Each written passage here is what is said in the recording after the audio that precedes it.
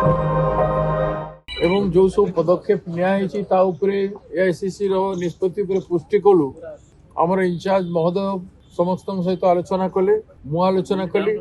आमर सह प्रभारी मयूर जय कुमार जी से आज फास्ट विजिट ओडिशा रे तांको आमे स्वागत करी आज कार्यक्रम आरंभ कलु एवं से मीटिंग रे जे कॉमन कैंडिडेट होती डॉक्टर दत्तेश्वर होता से उपस्थित है आम समस्त को संबोधित करी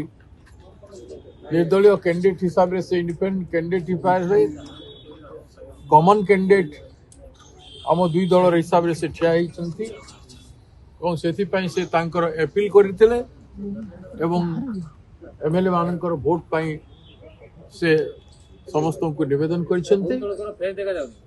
आमे समस्ते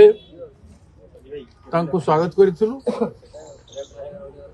ध्यान रे हमर समस्या तांकर कथा सुनिथिले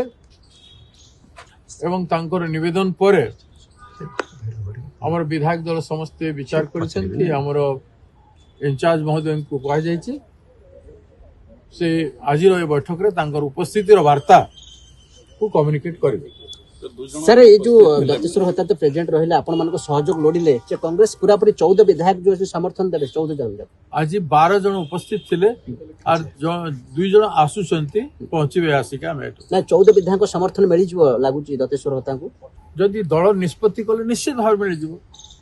थैंक यू बर्तमान ये ऊपर एतिकी ही हमर कहबा